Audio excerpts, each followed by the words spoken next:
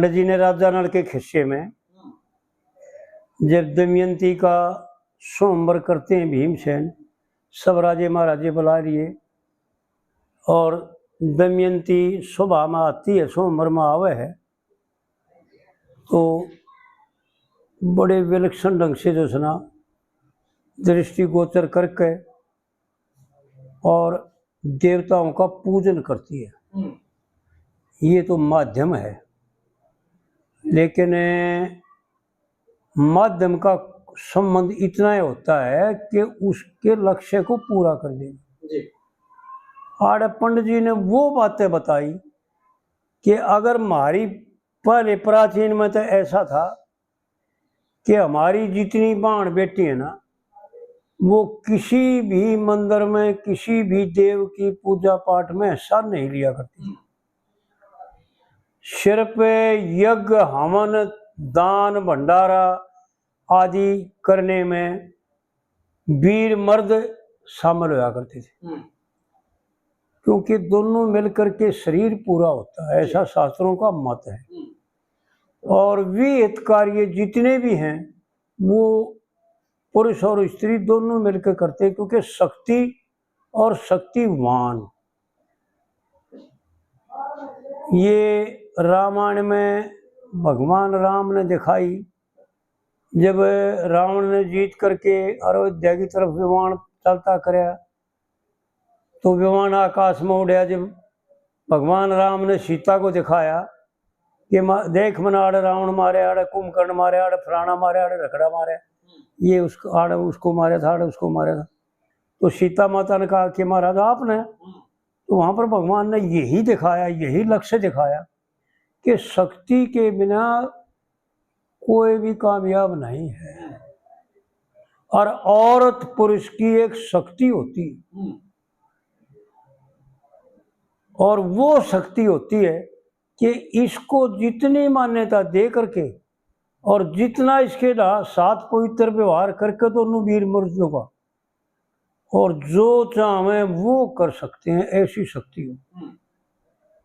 इसके बिना तो अकेला पुरुष शून्य है। लेकिन हमारे अहंकार ने हमारे को इतना डबो रखा है, इतना गहरा ले जा रखा है कि हमारा ऊपर ना उनका सांसें ना लेने की कि टेम ना लगे, हमारा इतना आवा है ना ऊपर। तो आड़े पंडित जी का इशारा है कि कोई भी कार्य करो सबसे पहले जैसे हवन करते हैं तो ग्रहों की पूजा होती है जी, और देवों की पूजा होती है।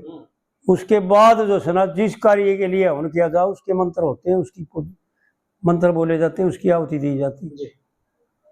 तो आड़े पंडित जी वो विहित इशारा करके समझा रहे कि विहित कर्म यूं होगा। और जो जानकार हैं, जो मर्मज्ञ है ना, वो कभी भी 1 इंच भी हिलते नहीं। इसलिए आड़े दमयंती ने यही दिखाया कि मैं क्या हूं, क्योंकि दमयंती लज्जा का अंश अवतार है, राजा नल धर्म का अवतार है और दमयंती लज्जा का अवतार है, साधारण नहीं है ये। तो आड़े पंडित जी ने जो सुना इशारा करके ये दिखाया कि पहले करो आप क्या करना चाहते हो, कोई भी कार्य करो पहले देवों की पूजन करो। दमयंती ने श्रद्धा करके देवताओं को प्रणाम किया, फिर हंस के बोली राजा नल से कि तुम ही हमारे बनो पिया। क्या बात है। यानी पंडित जी ने दिखाया भी कविता में और नाटक में कि भाई 4 देवता आ गए थे दमयंती को वर्ण खातिर, क्योंकि सुंदर बहुत थी, क्योंकि धर्म की पत्नी थी, सुंदर तो होनी थी। लेकिन दमयंती ने देवताओं को ये दिखा दिया कि मैं कौन हूं, और हमारे को आने वाली पीढ़ी को और संसार को ये दिखा दिया कि कोई भी कार्य करो सबसे पहले उस कार्य को शुरू करने से पहले देव की पूजा करो, ताकि तेरा कार्य विफल ना हो। वो देवता ही तो कार्य, उन्हीं के द्वारा तो कार्य सफल होते हैं। दमयंती ने श्रद्धा करके देवताओं को प्रणाम किया, पहले देवताओं को नमस्कार किया जी। और फिर हंस के बोली, फिर लगा दिया पंडित जी ने, फिर हंस के बोली राजा नल से, तुम ही हमारे बनो पिया। चार देवताओं के पूजन को आड़ बड़ी विलक्षण बात बताओ उस पंडित जी कि भाई आड़ प्रश्न है कि भाई प्रणाम तो उसने कर दिया, फिर देवता प्रसन्न कैसे होंगे? न्यू हो जाएगा प्रणाम करे, हाँ हो तो जाएंगे, प्रणाम करे से विद्या जल से करोगे तो, क्योंकि भगवान ने ऐसा बता दिया कि हे अर्जुन, श्रद्धा करके एक जड़ू जल, एक पत्थर, एक फूल और कुछ भी ना हो तो भी श्रद्धा करके नमस्कार करो तो मैं प्रसन्न हो जाता हूँ। उनका तो मैं साक्षात रूप में प्रकट होकर के लेता हूँ, ग्रहण करता हूँ और उनके लिए भी मैं प्रकट हो जाता हूँ जो श्रद्धा करके, श्रद्धा जिनके अंदर है। तो आड़ पंडित जी वो दिखा रहे हैं कि ना पूजन किया देवताओं को, कैसे करे पूजन, वो विधि बताते हैं। चार देवताओं के पूजन को फूल पान फल मेवा करूं, मैं आधीन दास चरणों की, तुझे आनंद का लेवा करूं। ईश्वर की आज्ञा शास्त्रों में वर्णन, पार धर्म का खेवा करूं और मुझको अंगीकार करो प्रभु, मैं थारी के सेवा करूं। और कैसे, फिर देखो कितनी मर्मिक बात है। अगर जो औरत, भाई मैं गारंटी के लिए कहता हूं, ये ध्यान रखें भाई, जो भाई ये वीडियो देखें, जो बहन ये वीडियो देखें, करके देख रहे, आजमाश करके देख रहे, जिस दिन ये वीडियो देख रहे हैं उस दिन से लेकर के पाछा चाहे कितनी गलती हुई हो, उस दिन से लेकर के इस व्रत को ले ले, तन मन धन सब जान वार के और तेरे चरण में डार दिया। पति के सिवाय इस संसार में दूसरी पुरुष ने देखे नहीं, दूसरा पुरुष मानना ही नहीं। सब के मैं पति के लिए करे, खाना भी पति के लिए है, संगरना भी पति के लिए है और सोना भी पति के लिए है और जागना भी पति के लिए है। क्योंकि शादी होने के बाद पति ही परमेश्वर है और एक परमेश्वर की ही सर्व पूजा होती है। यानी परमेश्वर की जो पूजा कर लेते हैं तो सर्वदेव की पूजा हो जाती है। सब के मैं वो एक साधारण बात में कहा करे, भाई हाथी की पैड़ में सबकी पैड़। तो गीता में परमात्मा ने ऐसा बता भी रखा है अर्जुन को, और हमारे लिए बताया। अर्जुन तो उसके साथ रहा करता, लेकिन अर्जुन को माध्यम बना करके, जैसे पंडित जी ने इन नाटकों को माध्यम बना करके, इन खिस्सिया को माध्यम बना करके और लोगों के लिए वो उपदेश किया है, जो इनको धारण कर लेंगे, इन पर बरतेंगे ना, तो व्यवहार काल में महान हो जाएंगे और कल्याण को प्राप्त होंगे और मोक्ष प्राप्त करेंगे।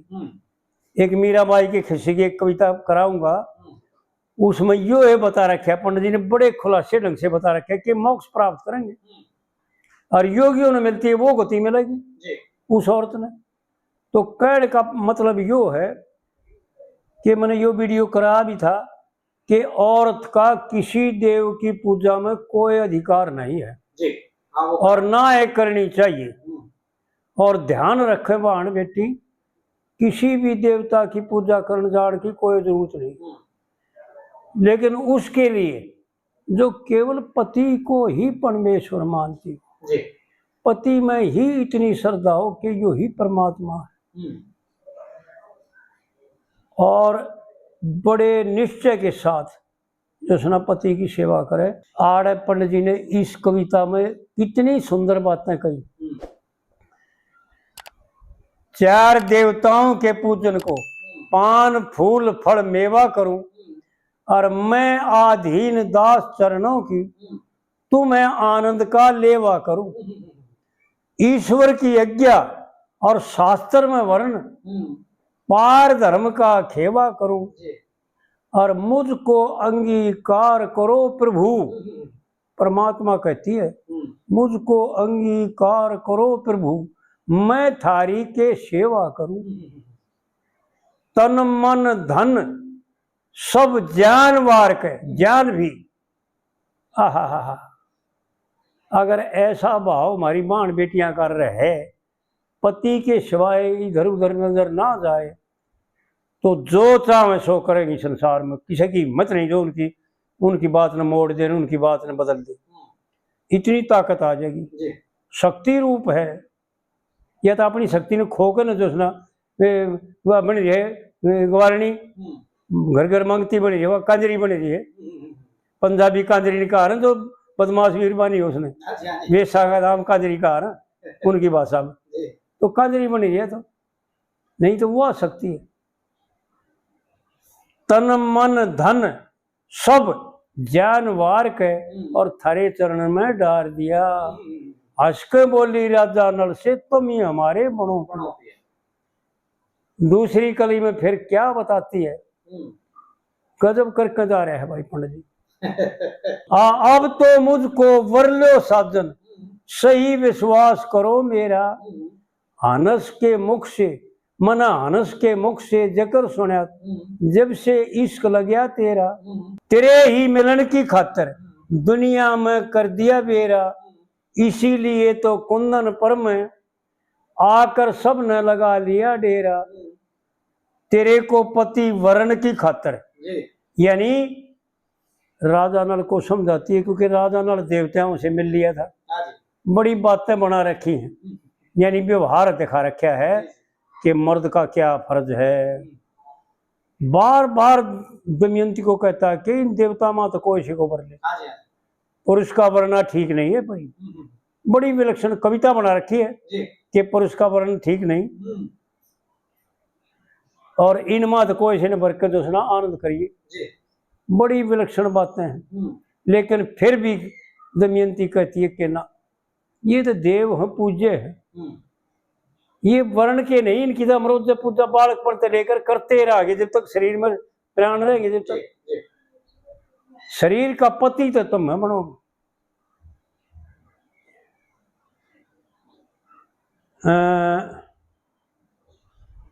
इब तो मुझको वर लो साजन, सही विश्वास करो मेरा। हाँ, मना हनस के मुख से जकर सुना था, जब से इश्क लग्या तेरा। तेरे ही मिलने की खातर दुनिया में कर दिया बेरा, इसीलिए तो कुंदन पर मैं आकर लगा लिया डेरा। तेरे को पति वरण की खातर, यानी तेरे को यो सारा टंटा तेरी खातर कर रखा।